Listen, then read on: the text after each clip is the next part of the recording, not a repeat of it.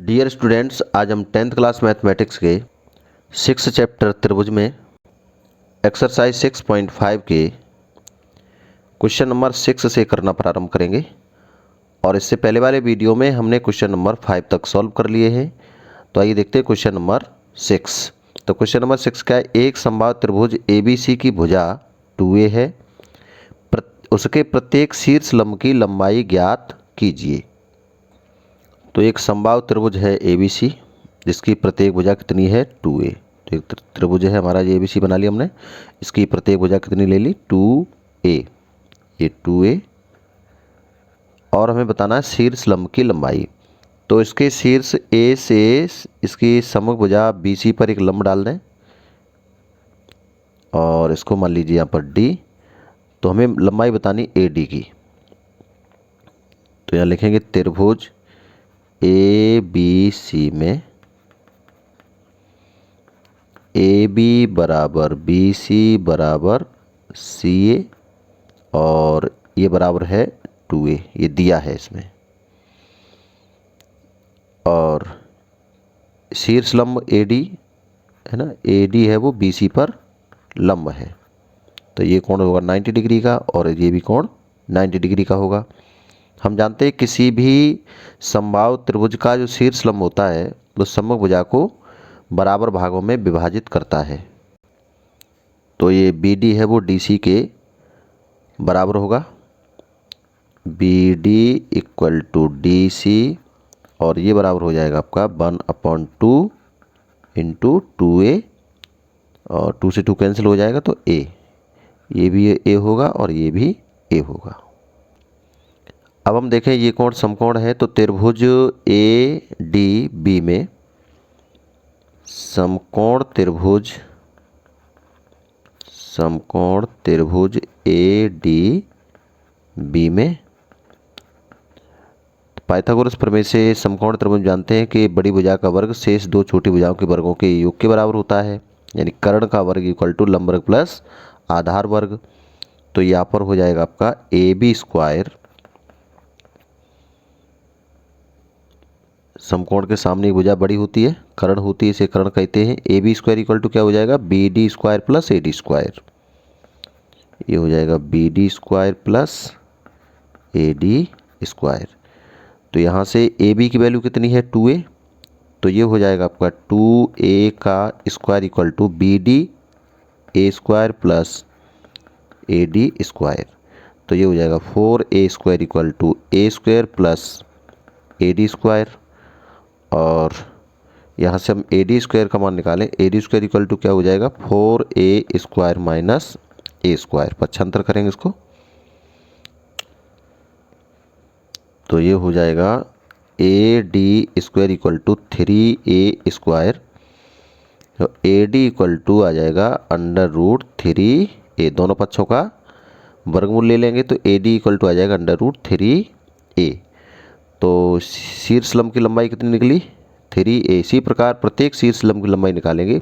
B से भुजा AC पर शीर्ष लंब और C से भुजा AB पर शीर्ष लंब, तो इनकी जो लंबाई निकलेंगी प्रत्येक की बराबर निकलेंगी। इस प्रकार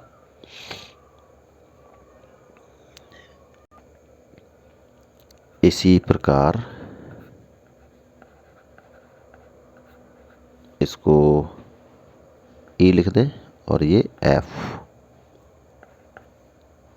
BE इक्वल टू CF और इक्वल टू √3a। अतः त्रिभुज ABC का प्रत्येक शीर्ष लंब √3a है और यही हमारा आंसर होगा। अगला है क्वेश्चन नंबर 7। सिद्ध कीजिए कि समचतुर्भुज की भुजाओं के वर्गों का योग उसके विकर्णों के वर्गों के योग के बराबर होता है। तो एक समचतुर्भुज बना लेंगे ABCD और जिसके विकर्ण BD और AC एक दूसरे को O बिंदु पर प्रतिच्छेद करते हैं, इस बात को मान लेंगे। तो यहाँ पर लिख लेंगे माना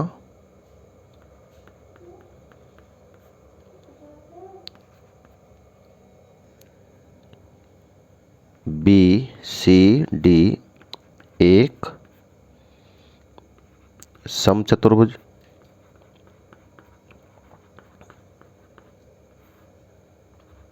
है, ठीक है, जिसके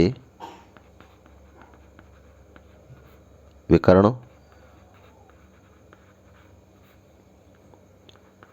बी डी तथा ए सी एक दूसरे को ओ बिंदु पर काटते हैं।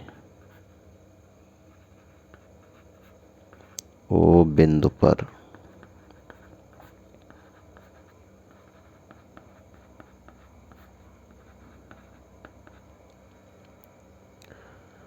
और हमें इसमें सिद्ध क्या करना है? सिद्ध करना है कि विकर्णों के वर्गों का योग इसकी भुजाओं के वर्गों के योग के बराबर है, ठीक है। तो हम इस बात को जानते हैं कि समचतुर्भुज के विकर्ण होते एक दूसरे को समकोण पर काटते हैं और एक दूसरे को मध्य बिंदु पर प्रतिच्छेदित करते हैं। यहाँ पर तो यहाँ पर लिख देंगे कोण ए ओ बी बराबर कोण बी ओ सी बराबर कोण सी ओ डी और बराबर कोण ए ओ डी, ये प्रत्येक केस कितने का होगा? 90 का, 90 डिग्री का।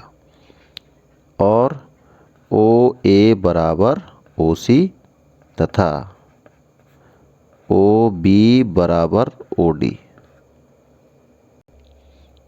अब हम समकोण त्रिभुज ले लें ए ओ बी में। समकोण त्रिभुज ए ओ बी में तो ये कोण समकोण है, उसके सामने एक भुजा कर्ण होगी ए बी। तो यहाँ से हो जाएगा पाइथागोरस प्रमेय से A B square equal to क्या हो जाएगा? O A square plus O B square. और ओ ए स्क्वायर को हम लिख सकते हैं 1/2 ए सी स्क्वायर और ओ बी स्क्वायर को लिख सकते हैं 1/2 बी डी स्क्वायर। चूँकि ये मिडिल पॉइंट है, मध्य बिंदु है, जो ओ है वो ए सी का मध्य बिंदु है, तो हम इसे लिख सकते हैं 1/2 ए सी। तो यहाँ लिख देंगे A B square equal to 1/2 A C का स्क्वायर प्लस 1/2 बी डी का स्क्वायर।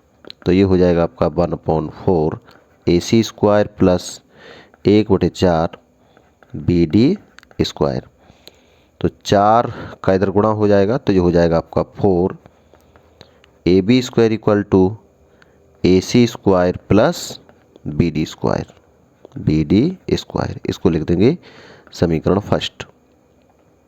इसी प्रकार से त्रिभुज सी ओ डी की अगर बात करें तो इसमें आ जाएगा, इसी प्रकार से आ जाएगा जैसे 4 C D square equal to A C square plus B D square, इसे लिख देंगे सेकंड। और इसी प्रकार 4 B C square equal to A C square plus B D square, इसे थर्ड। और 4 डी ए स्क्वायर या A D square equal to A C square plus B D square. ये आपका हो गया इक्वेशन 4। अब समीकरण 1 2 3 4 को जोड़ दें। इनको सबको जोड़ने पर, तो जब जोड़ देंगे तो क्या प्राप्त होता है? तो ये हो जाएगा 4 मिल जाएगा पूरे में से कॉमन, तो ये हुआ 4 A B square plus B C square, A B square plus B C square plus C D square plus A D square plus C D square plus D A square या A D square, एक ही बात है, D A square equal to, इधर जोड़ेंगे तो देखो 4 A C square हो गया और 4 बी डी स्क्वायर हो गया, 1 2 3 4। तो ये हो जाएगा 4 A C square plus 4 B D square. तो इसमें से 4 मिल जाएगा कॉमन और दोनों तरफ से 4 और 4 कैंसिल हो जाएगा। तो क्या बचेगा हमारे पास? AB square plus BC square plus CD square plus DA square equal to AC square plus BD square. तो भुजाओं के वर्गों का योग इसके विकर्णों के वर्गों के योग के बराबर है और यही हमें सिद्ध करना था। ये हमारा आंसर हो जाएगा।